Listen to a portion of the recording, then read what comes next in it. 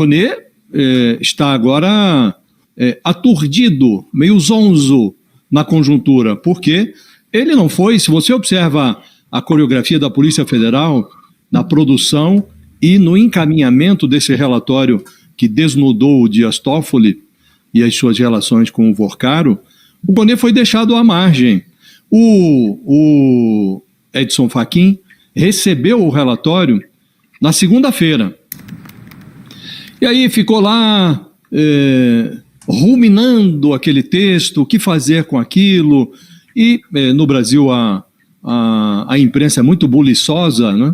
E logo na manchete do UOL, o país soube que existia um relatório, que esse relatório pendurava o Dias Toffoli na conjuntura de ponta cabeça. Então, na quarta-feira, estava na internet a informação sobre a existência do relatório.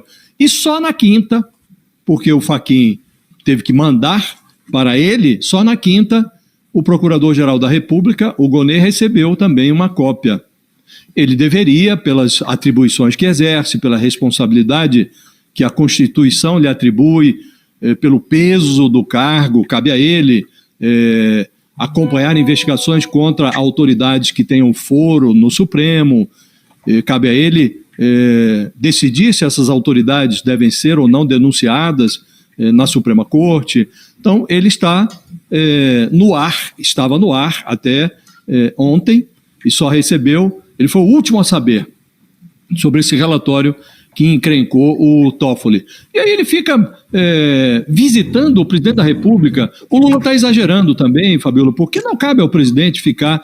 ele chamou para conversar, almoçar no Alvorada, em dezembro, o próprio Toffoli. Tinha lá o nariz virado para o Toffoli, contrariado com o que o Toffoli fez nos verões passados, limitando a ida dele a funerais de familiares, facilitando a prisão dele na Lava Jato. Então o Lula tinha uma ojeriza pelo Toffoli. De repente chama, em dezembro, antes do Natal, para conversar no Palácio da Alvorada, como que a prescrutar o que estava por vir, para saber se esse escândalo do Master ia resultar em problemas para a campanha dele.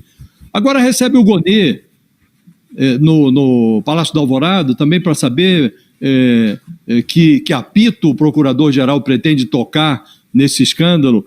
O presidente está exagerando nessa sua movimentação, né? Não cabe a ele ficar farejando os movimentos dos responsáveis pela investigação, pela relatoria dos grandes escândalos no país, né? Agora, o Paulo Gonê, ele precisa, em algum momento,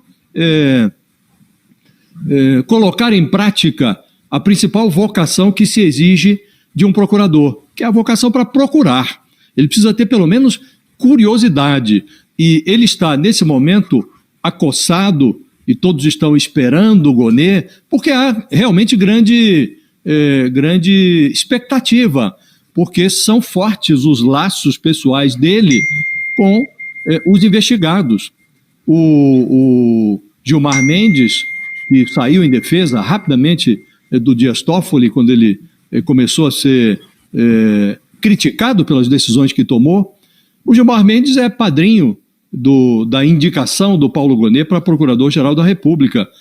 O Lula ouviu o Gilmar Mendes, ouviu também o Alexandre de Moraes, os dois padrinhos do Gonê, na ascensão dele ao cargo de Procurador-Geral, né? E ambos, o Gilmar Mendes e o Alexandre de Moraes, estão empenhados em defender o Toffoli.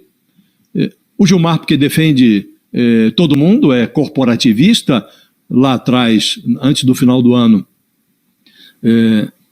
surpreendeu o Brasil com aquela liminar inibindo a apresentação de pedidos de impeachment no Supremo. Ele sabia o que estava por vir, né?